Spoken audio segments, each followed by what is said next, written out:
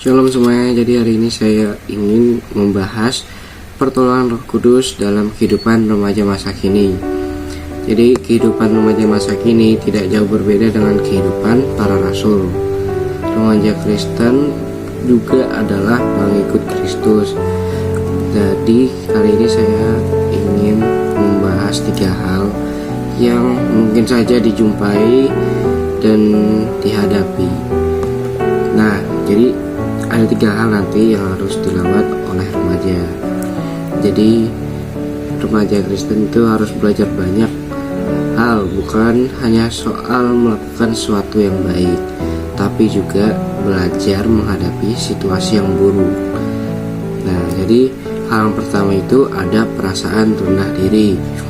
Perasaan rendah diri itu kita tuh merasa diri kita kurang dalam segala hal dan tidak cocoklah maksud istilahnya.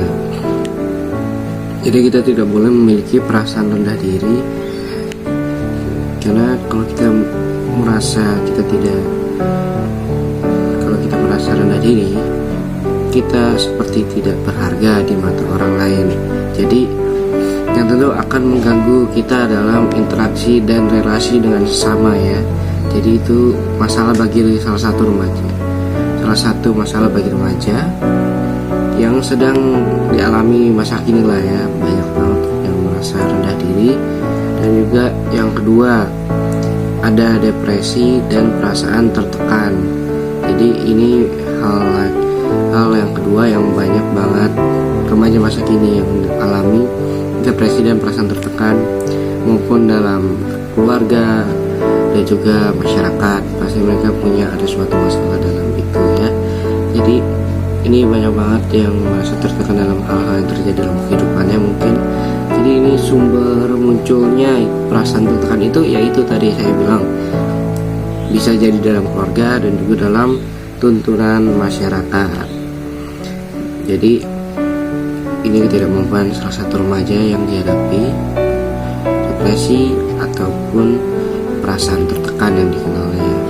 Jadi ini salah satu hal juga yang terjadi dalam kehidupan remaja. Nah, ini perasaan tertekan ini tidak boleh ada dalam kehidupan kita, karena sudah ada Roh Kudus yang membuat rasa kita menjadi aman dan nyaman. Jadi kita tidak boleh merasa tertekan. Nah, hal yang ketiga adalah perundungan atau bullying. Jadi perundungan atau bullying ini salah satu juga yang dihadapi oleh remaja masa kini. Mungkin contohnya dalam sekolah itu banyak sekali siswa-siswa yang dibully. Jadi ini salah satu hal yang tidak baik, dan juga untuk korbannya juga tidak enak ya, istilahnya memakan korban lah ya. Jadi bully ini harus tidak ada dalam perasaan kita. Jadi kita tidak boleh membuli orang lain, dan korban itu bakal berdampak bagi korban. Jadi apa sih yang menjadi korban itu dalam bullying dan perundungan?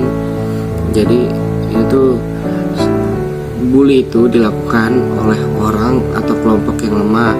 Jadi mereka tuh cari nama lah ya istilahnya, ataupun mereka cari kekuasaan dalam satu wilayah itu. Jadi kayak kita punya kuasa nih dalam satu wilayah ini, nanti ada yang masuk wilayah kita bully. Nah, itu tidak boleh teman-teman. Itu salah satu yang dihadapi juga oleh para remaja masa kini. Nah, ini bisa mengganggu psikologis kita, fisik dan kesehatan mental bagi korban. Jadi pelaku perundungan itu maupun korban, bagi pelaku itu tidak baik ya. Keduanya juga bisa menjadi kerusakan mental ya, bisa dibilang ya. Jadi ada 3 hal yang tadi saya sebutkan, yaitu perasaan rendah diri, depresi, dan perasaan tertekan. Yang ketiga terakhir, perundungan atau bully.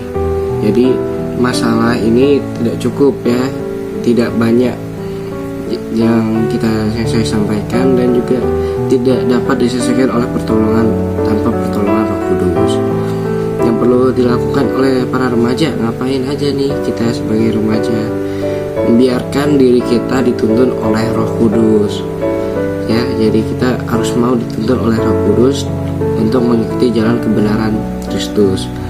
Nah, jadi kita akan menemukan sebuah citra diri yang bermartabat, bijaksana, kuat dan berani. Jadi citra diri kita yang harus kita jaga ketika kita hidup bersama Tuhan. Jadi ini adalah identitas remaja Kristen. Terima kasih.